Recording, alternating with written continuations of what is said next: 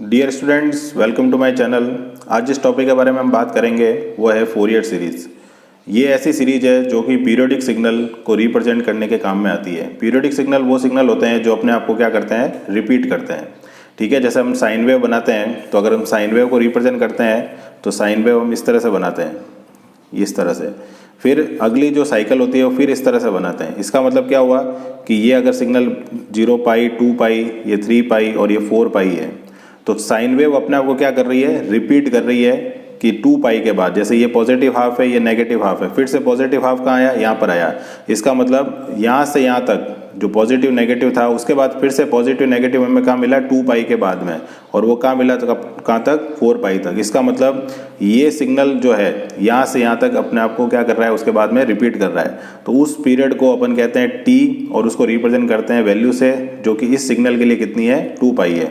इसी तरह से अगर आप कोसाइन वेव बनाते हैं तो कोसाइन वेव भी अपना वो क्या करती है, रिपीट करती है। तो फॉर एग्जांपल इधर से अगर हम देखते हैं तो यहाँ से अगर सिग्नल को देखें तो ये पॉजिटिव हाफ हो गया, ये फिर से नेगेटिव, फिर से ये क्या हो गया, पॉजिटिव हाफ। तो ऐसे सिग्नल जो अपने आप को क्या करें, रिपीट करें, उस सिग्नल को रिप्रेजेंट करने के लिए किस सीरीज़ का यूज़ किया जाता है, फोरियर सीरीज़ का। तो ये तो हो गई इसकी एप्लीकेशन। अब फोरियर सिग्नल या फोरियर सीरीज़ के बारे में अगर हम बात करें तो इसके अलग अलग रिप्रेजेंटेशन होते हैं। उसमें से एक रिप्रेजेंटेशन होता है त्रिकोणमिति यानी ट्रिग्नोमेट्री। तो ट्रिग्नोमेट्री रिप्रेजेंटेशन के अंदर अगर कोई सिग्नल को रिप्रेजेंट करना है तो जैसे हमने लिखा है xt equal to A not.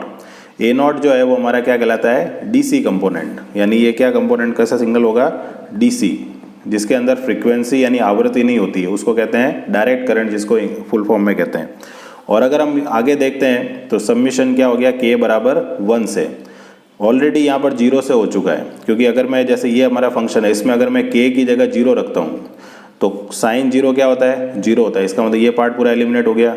Cos 0 क्या होता है, 1 होता है। तो केवल क्या बचा हमारे पास, k की जगह 0 रखता हूँ तो a नॉट बचा ना, तो उसको इस तरह से ऐसे लिख देते हैं। तो a नॉट हमारे पास कैसा कहलाता है, डीसी। तो 0 रखने पर a नॉट आ गया, तो अगला जो टर्म है वो ऑब्वियस है 1 से होगा। तो इसलिए ये सीरीज कहाँ से कहाँ तक जाती है, 1 से इन्फिनिटी। नेगेटिव हम इसलिए नहीं लेते हैं क्योंकि फ्रीक्वेंसी यानी आवृत्ति को हम ऋणात्मक नहीं मानते, यानी नेगेटिव नहीं मानते हैं। अब आते हैं कि पैटर्न क्या कहता है कि जब भी ये फोरियर सीरीज का क्वेश्चन आएगा तो ये हमारा आंसर होगा, जिसमें हमें कौन कौन सी वैल्यू डिटरमाइन करनी है, ए नॉट, ए के और बी के, और वो वैल्यू निकाल के यहाँ रख देंगे तो वही हमारा क्या हो जाता है, आंसर हो जाता है। तो फॉर एग्जाम्पल हम क्वेश्चन के थ्रू समझते हैं। जैसे एग्जाम में क्वेश्चन आ गया, obtain Fourier series for square wave. अब स्क्वायर वेव भी देखो अपने आप को क्या कर रही है, रिपीट कर रही है। कब रिपीट कर रही है, तो ये हमें मेंशन करना होता है। तो सॉल्यूशन में सबसे पहला जो हमारा काम होगा वो फंक्शन को डिटरमाइन करना होता है। अब फंक्शन कौन सा लिखेंगे, जो कि वाई एक्सेस पे लिखा होता है। जैसे यहाँ पर वाई एक्सेस पे वाई ही लिखा हुआ है, तो वाई एक्सेस पे और भी कुछ लिखा जा सकता है यहाँ पर। तो यहाँ पर हमने सबसे पहले क्या लिख दिया, वाई लिख दिया। अब वाई जो है वो हमारा एक तरह से फंक्शन हो गया। किसका फंक्शन होगा, वो जो एक्स एक्सिस पे लिखा हुआ है, क्या लिखा हुआ है, टी लिखा हुआ है। तो y will be function of t. अब हम देखेंगे कि हमारा जो सिग्नल है ये अपने आप को कब रिपीट कर रहा है।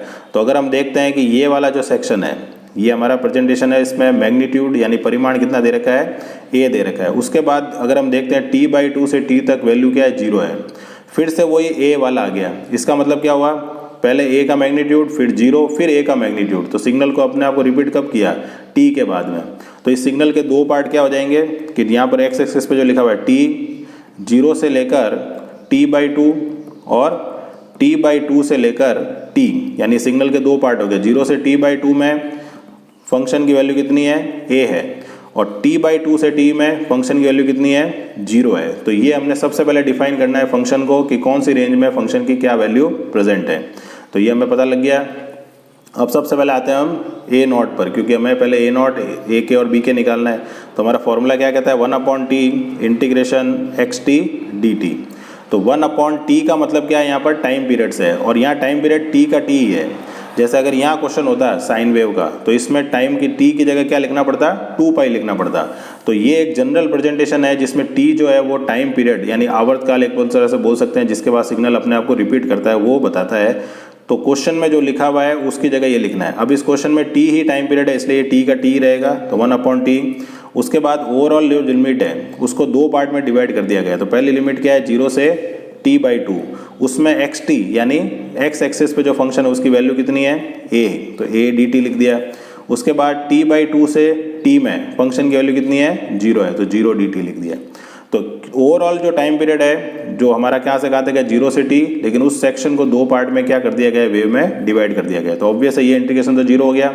यहाँ वाला अगर वैल्यू बात करते हैं तो a एज ए कॉन्स्टेंट बाहर आ जाएगा, a/t, और यहाँ पर अगर हम इंटीग्रेशन करेंगे तो t बचेगा 0 से t/2। तो a/t लिखा, upper limit minus lower limit लिखेंगे t से t कैंसिल, तो हमारे पास a0 कितना आ गया, a/2 आ गया। अब हम आते हैं ak पर। तो ak का फॉर्मूला क्या होता है, 2/t xt cos k omega naught t into D T, ये ak का फॉर्मूला है। अब फिर से यहाँ पर t जो है वो टाइम पीरियड है, और इस क्वेश्चन में t जैसा कि हम पहले डिस्कस कर चुके हैं t t ही है, जरूरी नहीं है हमेशा ऐसा ही हो। तो 2/t लिखा हमने, फिर से लिमिट को दो पार्ट में डिवाइड करेंगे, 0 से t/2, x t की जगह हमारा जो फंक्शन है वैल्यू कितनी है, a है, into cos k omega naught t d T, और प्लस जो होगा t/2 से t, उसके अंदर हमारा जो फंक्शन है उसकी वैल्यू कितनी है, 0 cos k omega naught t into D T. तो ऑब्वियस है ये वाला इंटीग्रेशन क्या हो गया, फिर से यहाँ पर खत्म हो गया। तो हमारे पास क्या बचेगा अब कि ak की वैल्यू क्या बचेगी कि 2/t तो बाहर था हमारे पास, उसके बाद a जो है वो कांस्टेंट की तरफ बाहर आ जाएगा, इंटीग्रेशन 0 से t cos k omega naught t into D T बच गया, क्योंकि सेकंड वाला पार्ट क्या हो गया था, 0 हो गया था। अब नेक्स्ट जो सेक्शन हमारे को लेना है वो इस cos का क्या करना है, इंटीग्रेशन करना है। तो cos का इंटीग्रेशन हम जानते हैं क्या हो जाएगा, sine k omega naught t। अब t के लिए कर रहे हैं तो t के अलावा कौन है, k ओमेगा नॉट, वो कहाँ आ जाएगा डिवाइड में, और लिमिट क्या लग जाएगी, 0 से t/2। तो 2a/t into 1/k omega naught, इसको बाहर लिख दिया। अब जहाँ जहाँ t है वहाँ हमें क्या लिखना है, वैल्यू लिमिट रखनी है। तो पहली लिमिट क्या लिख दी, t/2 इस t की जगह, और दूसरी लिमिट क्या लिख दी, 0। तो ऑब्वियस है कि साइन 0 तो 0 हो जाएगा। 2a/t into k upon omega naught sine k omega naught into t/2, ये बच गया हमारे पास। अब ओमेगा नॉट क्या होता है, ओमेगा नॉट की वैल्यू होती है 2π/t, जहाँ t फिर से टाइम पीरियड है और वो t यहाँ पर t ही है। तो जहाँ जहाँ ओमेगा नॉट है वहाँ हम क्या लिख देंगे, 2π/t। तो 1/k, यहाँ 2π/t लिखेंगे तो क्या हो जाएगा, t/2π sign k 2π/t into t/2। तो t से t कट गया, 2 से 2 कट गया, यहाँ पर क्या हुआ, t से t कट गया, 2 से 2 कट गया। तो क्या बचा, ऊपर बचा हमारे पास a और नीचे बचा k और पाई, ठीक है। यहाँ पर क्या बचा, साइन k पाई, क्योंकि t कट गया, 2 कट गया। अब हम जानते हैं कि साइन n पाई कितना होता है, 0 होता है। तो इसका मतलब a k की वैल्यू क्या हो सकती है हमारे पास, 0। अगर मैं k की कोई भी वैल्यू पुट करता हूँ, 0 रखता हूँ तो 0 हो जाएगा, 1 रखूँगा साइन पाई 0 हो जाएगा, 2 रखूँगा साइन पाई 0 हो जाएगा। तो अगर k की वैल्यू इंटीजर है, तो k की वैल्यू इंटीजर यानी पूर्णांक है, तो हमेशा a k क्या होगा, 0 होगा। ये हमारा एक जनरल एक्सप्रेशन हो सकता है। अब दूसरा जो थर्ड कंपोनेंट है वो b k है, तो 2/t लिखा, फिर से t, यहाँ पर xt, और cos की जगह क्या आ जाएगा, साइन आ जाएगा यहाँ पर। तो sine k omega naught t d t. फिर से क्या करेंगे, 2/t इंटीग्रेशन 0 से t/2 a sine k omega naught t d t, plus next वाला पार्ट तो ऑब्वियस है क्या है हमारे पास, 0 है, ठीक है। तो 2/t a बार लिख दिया, साइन का integration minus cos k omega naught t upon k omega not 0 से t/2। तो 2a/t इंटू फिर से k ओमेगा नॉट बाहर लिख दिया, माइनस को भी हम बाहर ले लेते हैं। तो cos k omega not t/2 minus 0 रखेंगे तो cos 0। तो k ओमेगा नॉट t की जगह एक बार t/2 रख दिया, एक बार 0 रख दिया। तो minus 2a/t into 1/k omega naught की जगह फिर से रखा मैंने t/2π। तो t ऊपर आ जाएगा, 2π नीचे रह जाएगा। cos k 2π/t into t/2, और माइनस क्या हो जाएगा, ये 1 हो जाएगा। तो लास्ट में क्या हो जाएगा, t से t कट गया, फिर से 2 से 2 कट गया, तो माइनस क्या बचा, a/k पाई। यहाँ पर t से 2 कट गया, 2 से 2 कट गया, cos k पाई माइनस 1। अब cos जो n पाई होता है या k पाई होता है उसकी वैल्यू होती है -1 की पावर n। जहाँ पर n अगर इवन यानी सम संख्या है तो cos की वैल्यू 1 लिख देंगे, और n अगर विषम संख्या है तो उसकी जगह क्या लिख देंगे, ऑड नंबर है तो -1।